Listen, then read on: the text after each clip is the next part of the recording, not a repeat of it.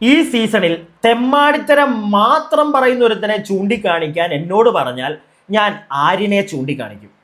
Big boss season 7 live അപ്ഡേറ്റിലേക്ക് ഏവർക്കും സ്വാഗതം. Renu Sudhi big boss ഹൗസിനുള്ളിൽ നിന്നിട്ട് പ്രത്യേകിച്ചൊന്നും സംഭവിക്കാൻ പോകുന്നില്ല എന്ന് എനിക്കും നിങ്ങൾക്കും ഒക്കെ അറിയാം. ഒരു ഗെയിമും ഇല്ല അവർക്ക്. അവരെ കൊണ്ട് ഒരു ടാസ്കും ചെയ്യാനും പറ്റില്ല. ഫിസിക്കലി അവർ ഫിറ്റ് അല്ല. കുറച്ച് മുമ്പ് ഒരു ടാസ്ക് ചെയ്തപ്പോൾ വയ്യാതായി ഇപ്പോൾ അവിടെ കിടന്ന് ഉറങ്ങിക്കൊണ്ടിരിക്കുക. വയ്യ അവരെ കൊണ്ട്. അവർ പുറത്തു വരുന്നതായിരിക്കും നല്ലത്. അർഹത ഉള്ള ഒരാളല്ല അവർ ആ ഒരു ഹൗസിൽ നിൽക്കാൻ.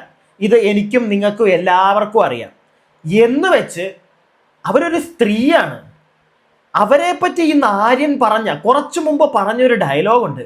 അതും അവരെ മാത്രമല്ല, അവരെയും സുധിച്ചേട്ടനെയും വെച്ച് ആര്യൻ കുറച്ചു മുമ്പ് പറയുകയാണ്, നാളെ സുധിച്ചേട്ടൻ്റെ അടുക്കിലേക്ക് മിക്കവാറും രേണു ചേച്ചി പോകാൻ സാധ്യതയുണ്ടെന്ന്.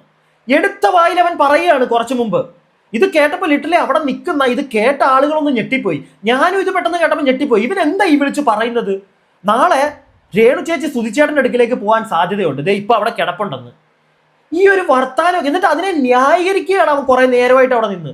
ഇത് കേട്ടപ്പോൾ ഇവന്റെ തൊട്ടടുത്ത് ആര്യൻ, നമ്മുടെ അക്ബർ നിപ്പുണ്ട്. അക്ബർ, അപ്പാനി, ആര്യൻ 3 പേരും നല്ല സുഹൃത്തുക്കളാണ് നമുക്കറിയാം. എന്നിട്ട് പോലും അക്ബർ അതിനെ വലിയ രീതിയിൽ എതിർക്കുന്നത് കണ്ടു. അക്ബർ എതിർത്തപ്പോഴത്തേക്ക് ഈ ഒരു ഡയലോഗ് ആര്യൻ പറഞ്ഞ ഉടനെ അക്ബർ പറയുന്നുണ്ട്, എടാ അങ്ങനെ പറയരുത്, അത് ശരിയല്ല. എടുത്ത വായിൽ അക്ബർ അത് പറയുന്ന ഉടനെ അപ്പാനി വന്നിട്ട് അങ്ങനെയൊക്കെ പറയാം, അതിനൊന്നും ഒരു കുഴപ്പമില്ലെന്ന്. ആര്യൻ പറഞ്ഞതിനെക്കാട്ടിലും എന്നെ ഞെട്ടിച്ചത് അപ്പാനിയുടെ വായിൽ നിന്ന് വന്ന ഈ വാക്കുകളാണ്. അങ്ങനെയൊക്കെ പറയാം, അതൊന്നും ഒരു കുഴപ്പമില്ലെന്ന്. എന്താണ് ശരിക്കും അപ്പാനി ഉദ്ദേശിക്കുന്നത് എനിക്ക് മനസ്സിലാവുന്നില്ല. ആര്യന്റെ കൂടെ നടന്ന് എന്തോ വലിയ ഗെയിം കളിച്ച് പുറത്ത് ജനങ്ങൾ ഇവനെ കയ്യിലെടുത്ത് തലയിൽ വെച്ച് ആടുമെന്നാണോ ഇവന്റെ ഒരു വിചാരം? ഇങ്ങനെയുള്ള കാര്യങ്ങളൊക്കെ പറഞ്ഞ ആര്യനെ വിടുക. വിവരമില്ല അവന് വിവരമില്ല എന്ന് വന്നപ്പോൾ തൊട്ടൊന്ന് തെളിയിച്ചുകൊണ്ടിരിക്കുകയാണ്. പക്ഷെ അപ്പാനിക്ക് എന്താ പറ്റുന്നത്? എന്നിട്ട് ഈ പറഞ്ഞതിനെ ന്യായീകരിക്കുന്നുണ്ട്. കുറച്ച് കഴിഞ്ഞപ്പോഴത്തേക്ക് 3 പേരും കൂടെ റൂമിലിരിക്കുന്നു, ബെഡ്റൂമിലിരിക്കുന്നു. രേണു അതിന്റെ ഒരു മൂലക്കുണ്ട്. പക്ഷെ അവരിയ്ക്കുന്ന ഒരു സ്ഥലം ഉണ്ടല്ലോ, അവിടെ ഇരുന്ന് 3 പേരും കൂടെ അതിനെപ്പറ്റി ഡിസ്കസ് ചെയ്യുന്നതാണ് ഇപ്പൊ ഞാൻ അവസാനമായിട്ട് കണ്ടത്. പറഞ്ഞ് കോംപ്രമൈസ് ചെയ്യുമായിരിക്കും അവരിത്. ആര്യൻ പറയുന്നത് മറ്റേ വളച്ചൊടിച്ച് അക്ബറിനെ ചിലപ്പോൾ തലയിലടിച്ച് ഏൽപ്പിക്കുമായിരിക്കും. പക്ഷെ അക്ബർ ഇത് കേട്ട ഉടനെ നല്ല രീതിയിൽ പൊട്ടിത്തെറിച്ചു. ഷാനവാസ് അവിടെ നിൽപ്പുണ്ട്. ഷാനവാസിനെ വിളിച്ചിട്ട് ഇത് പറയുന്നു. കേട്ടോ ഇവൻ പറയുന്നത്?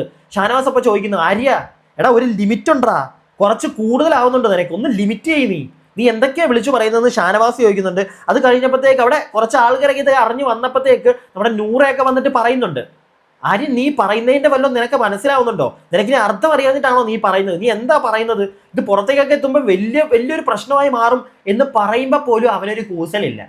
ഈ ഇവനെയൊക്കെ സപ്പോർട്ട് ചെയ്യണോ?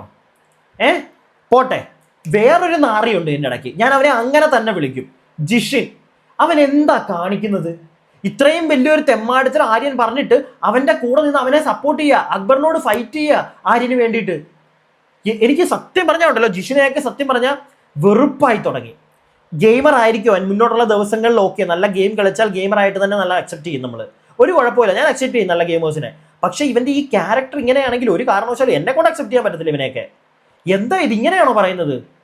രേണു സുധി അവരെ ആ ഒരു ടോപ്പിക്കേ ഞാൻ എടുക്കുന്നില്ല. പക്ഷെ ഒരു സ്ത്രീയായിട്ട് മാത്രം അവരെ കണക്കാക്കിയാലും അവരെ പറ്റി പറയാവുന്ന ഒരു വാക്ക്, ആ മരിച്ച സുധിച്ചേട്ടനെയൊക്കെ പിടിച്ചോണ്ട് വന്നിട്ട് അയാളുടെ അടുക്കിലേക്ക് രേണു നാളെ പോകുമെന്നൊക്കെ പറയുന്ന ഇവനെ കല്ല് വലിച്ചെറിയണ്ടേ? എനിക്കിത് കണ്ടപ്പോൾ ഇതൊന്ന് എടുത്ത് പോർട്രേറ്റ് ചെയ്ത് നിങ്ങളെ അറിയിക്കണമെന്ന് തോന്നി. ഇതുപോലുള്ള ചെറ്റകൾക്കൊന്നും ദൈവത്തെ ഓർത്ത് നിങ്ങൾ വോട്ട് ചെയ്യരുതേ. ഞാനിത് എൻ്റെ അഭിപ്രായം പറയുന്നു. ഇവൻ കുറെ മണ്ടനാണെന്നും ഇവനത് ചിന്തിക്കാനുള്ള കഴിവില്ലെന്നും ഒക്കെ പലരും പറയുന്നത് ഞാൻ കേട്ടു. ഒരിക്കലും എന്തൊക്കെ കഴിവില്ലാത്തവനാണെങ്കിലും ഈ വർത്താനം പറയുന്ന ഒരുത്തനെ അവനെ എടുത്ത് സപ്പോർട്ട് ചെയ്യാൻ എന്നെ കൊണ്ട് പറ്റത്തില്ല. ഞാൻ എൻ്റെ അഭിപ്രായമാണ് പറഞ്ഞത്. നിങ്ങളുടെ അഭിപ്രായം താഴെ കമന്റ് ബോക്സിൽ പറയുക. വീഡിയോ ഇഷ്ടപ്പെട്ടാൽ ലൈക്ക് ചെയ്യുക. സബ്സ്ക്രൈബ് ചെയ്യാതെ കാണുന്ന പ്രിയപ്പെട്ടവരെ സബ്സ്ക്രൈബ് ചെയ്യുക. അടുത്ത അപ്ഡേറ്റുമായിട്ട് ഉടനെ തന്നെ വരാം. അതുവരേക്കും stay tuned and stay out.